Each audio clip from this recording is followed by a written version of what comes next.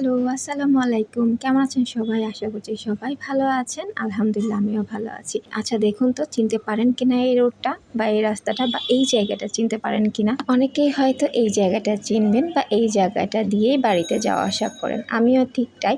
প্রচণ্ড গরমে পদ্মা সেতু পার হয়ে অনেক হাঁপিয়ে গিয়েছিলাম। তাই এই জায়গাতে একটু ছায়া ছিল তাই দাঁড়িয়ে রেস্ট করছিলাম। আর ভিডিও তো আমাকে করতেই হবে। তো বাসায় এসে দেখলাম আমার গাছগুলো এরকম মলিন হয়ে গিয়েছে প্রচণ্ড গরমে। যদিও একজনকে চাবি দিয়ে গিয়েছিলাম গাছে পানি দেওয়ার জন্য, সে দিয়েছিল। যাই হোক, প্রথমেই আমার ঢুকে তাদের খোঁজখবর নিতে হয় এবং কোনো কাজকর্ম ছাড়াই তাদেরকে আগে একটু পানি দিয়ে দিলাম। যদিও এখন প্রচণ্ড রোদ, তারপরও পানি দিয়ে নিলাম।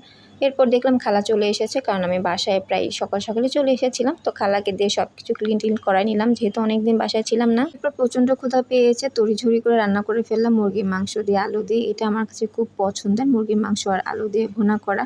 তো খেয়ে নিলাম। খাওয়ার পরে একটু দেখলাম এই গাছগুলোরও পানি শুকিয়ে গিয়েছে। আমি যাওয়ার আগে সবগুলো গাছে পানি দিয়ে গিয়েছিলাম। এগুলো যেহেতু রুমের মধ্যেই থাকে, ইনডোরে থাকে। তারপরে দেখলাম এরা বেশ কিছুটা পানি টেনে নিয়েছে, একদম নাই পর্যায়ে চলে। তাদের পানি টানি দিয়ে ঠিকঠাক করলাম। এরপর গুছিয়ে রাখবো। এরপর দেখলাম আমার গ্লাসটাতে আসলে এই পাতাটা আমি ধুয়ে রেখেছিলাম। এটা যদিও আর্টিফিশিয়াল, অর্গানিক না, ময়লা হয়ে গিয়েছিল তাই ধুয়ে রেখেছিলাম। কিন্তু ঈদের আগে লাগানোর সময় পাই নাই বা লাগানো হয় নাই। তো এটাকে আমি একটু সেট করে নিলাম। এরপর একটু রেস্ট করেছিলাম, বিকেল হয়ে গিয়েছে। বাইরে দেখলাম সবাই ছাদে উঠেছে, যেহেতু রোদ নাই আর বাইরে প্রচণ্ড বাতাস, প্রচণ্ড গরমে আসলে ঘরের মধ্যে থাকাই যায় না। অবশ্য বাইরেটা অনেক ঠান্ডা, আল্লাহর অনেক রহমত রয়েছে, অনেক বাতাস রয়েছে। আমার বাসাটা আবার চারদিক খোলামেলা হওয়াতে চারদিকে বাতাসে ভরপুর থাকে, এই জন্য একটু গরমটা কম ফিল করি। আর তারপরেও আমার গরম একটু কমই ফিল হয়, আমার শীত অনেক বেশি। যাই হোক, কাজকর্ম করে একটু রেস্ট নিচ্ছিলাম আর বাইরেটা দেখছিলাম।